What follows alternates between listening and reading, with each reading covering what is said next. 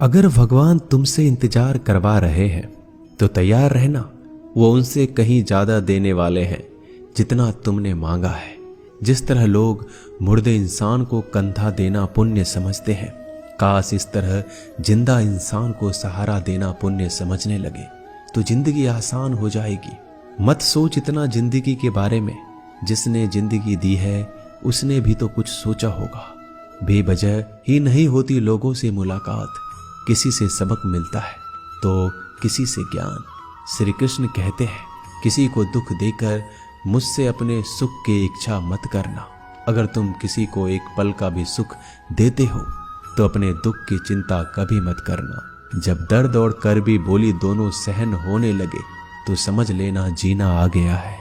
कौन क्या कर रहा है, कैसे कर रहा है, क्यों कर रहा है, इन सब से आप जितना दूर रहेंगे उतना ही खुश रहेंगे। हंसते रहो तो दुनिया साथ है, वरना आंसुओं को तो आंखों में भी जगह नहीं मिलती। जीवन में जो होता है वह किसी वजह से होता है। या तो वह आपको कुछ बनाकर जाता है या फिर कुछ सिखाकर। कटना, पिसना और अंतिम समय तक निचोड़े जाना गन्ने से बेहतर कौन जानता है कि मीठा होने का नुकसान कितना होता है। जब कोई दिल दुखाए तो सबसे बेहतर है कि हम चुप हो जाएं, क्योंकि जिन्हें हम जवाब नहीं देते उन्हें फिर वक्त जवाब देता है। अंधे बहरे गूंगे बनकर अपने लक्ष्य पर ध्यान देते रहो। यहाँ इतने खाली लोग हैं कि ना खुद कुछ करेंगे और ना करने वालों को कुछ करने देंगे और उनका मनोबल भी तोड़ देंगे। लोग जरा सी बात पर आपको छोड़ देते हैं और भगवान जरा सी प्रार्थना से आपको थाम लेते हैं। कर्मों से डरिए, ईश्वर से नहीं। ईश्वर तो माफ कर देता है मगर कर्म नहीं। यह अटल सत्य है कि जैसे बछड़ा 100 गायों में अपनी माँ को ढूंढ लेता है, उसी प्रकार कर्म अपने कर्ता को आज नहीं तो कल ढूंढ ही लेता है। नीयत साफ और मकसद सही हो तो यकीनन किसी न किसी रूप में ईश्वर भी आपकी मदद करते हैं। जिंदगी में जितना शांत रहोगे अपने आप को उतना ही मजबूत पाओगे, क्योंकि लोहा ठंडा होने पर मजबूत होता है। गरीब रहोगे कोई ध्यान नहीं देता। मेहनत करोगे तो सब हंसेंगे, लेकिन जब कामयाब हो जाओगे तो सब जलेंगे। जिंदगी वो हिसाब है जिसे पीछे जाकर सही नहीं किया जा सकता। इसलिए आज में सुधार करें और पुरानी बातों को अनुभव की तरह इस्तेमाल करें।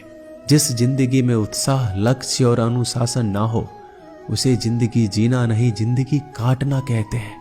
कभी कभी आप बिना कुछ गलत किए भी बुरे बन जाते हैं, क्योंकि जैसा लोग चाहते थे आप वैसा नहीं करते। जिस मनुष्य के हृदय में सच्ची मानवता हो उसकी सोच हमेशा यही होगी कि मुझे मिला हुआ दुख किसी को ना मिले और मुझे मिला हुआ सुख सबको मिले।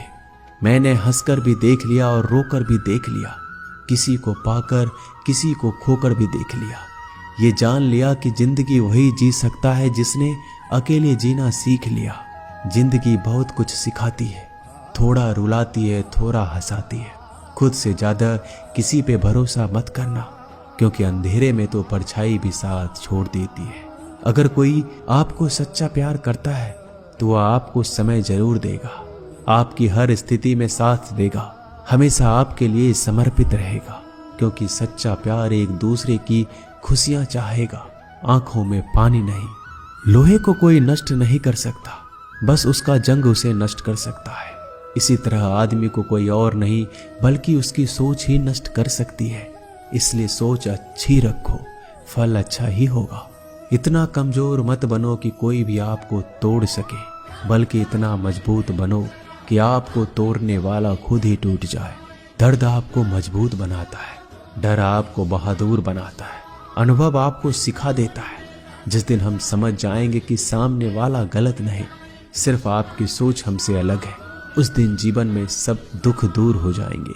क्यों रोते हो? मन का ना होने पर जो लिखा है वही होकर रहेगा।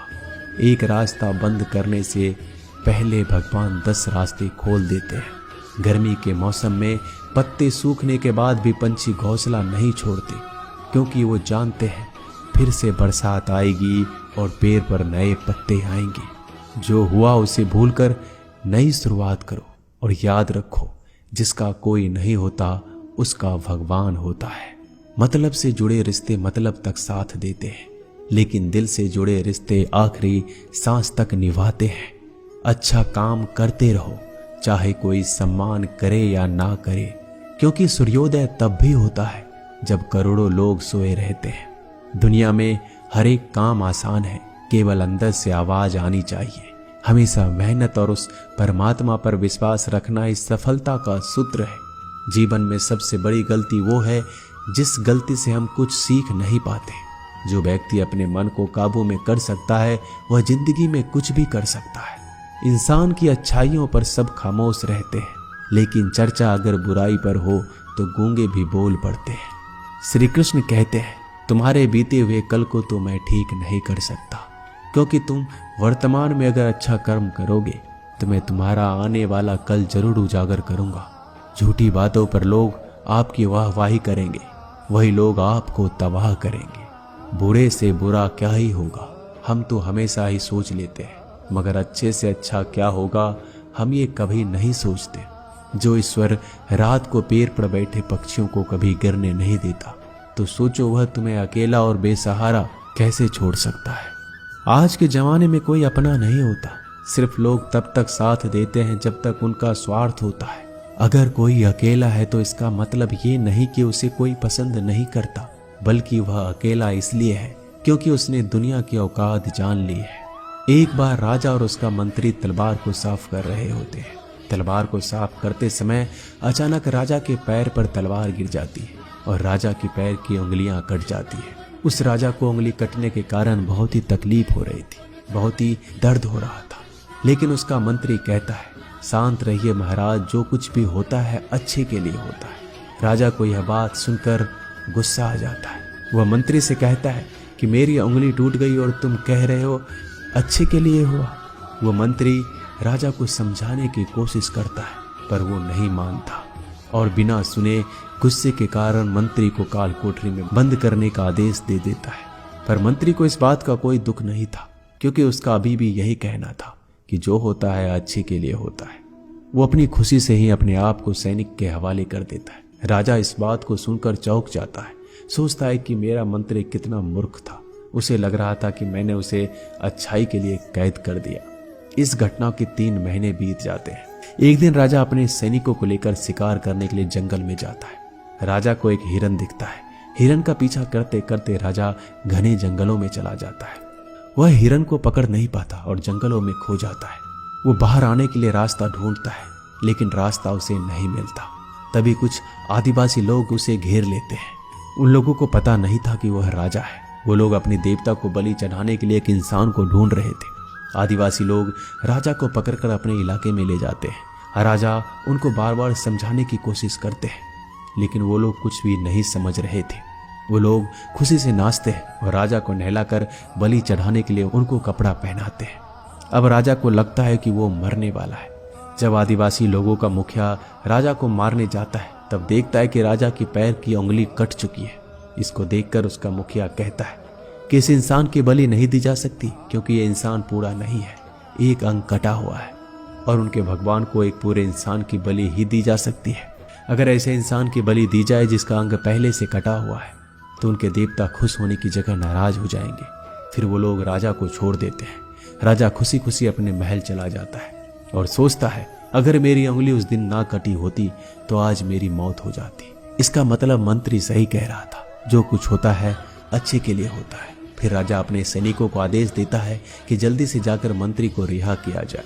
फिर राजा मंत्री को अपना पद वापस देते हैं और पूछते हैं, मंत्री, उस दिन मेरी उंगली कट गई, मेरे लिए अच्छा हुआ, मैं मान गया, लेकिन तुम जेल में हो, इससे तुम्हारा क्या अच्छा हुआ। मंत्री खुशी खुशी राजा से कहता है, महाराज, आप शिकार के लिए जाते तो आपके साथ मुझे भी आना पड़ता, और अगर मैं आपके साथ जाता तो वो लोग मुझे मार देते। मंत्री की बात सुनकर राजा को समझ आता है कि जो भी हमारे जीवन में होता है वो अच्छे के लिए होता है। अगर हम अपने जीवन में देखें तो हमारे जीवन में भी कुछ मुश्किलें आती हैं, हम उनका सामना नहीं करते, हम उनको ही दोष देते हैं। ये मुश्किलें हमें आगे बढ़ाने और मजबूत कराने के लिए ही आती है। हमें हर मुश्किलों को सकारात्मक तरीके से देखना चाहिए, क्योंकि हर चीज कुछ ना कुछ सिखाकर ही जाती है। हर व्यक्ति के जीवन में सुख और दुख का आना जाना बना रहता है। दोस्तों, आशा करते हैं कि ये वीडियो आपको पसंद आई होगी। मिलते हैं जल्दी नए ज्ञानवर्धक वीडियो के साथ। धन्यवाद।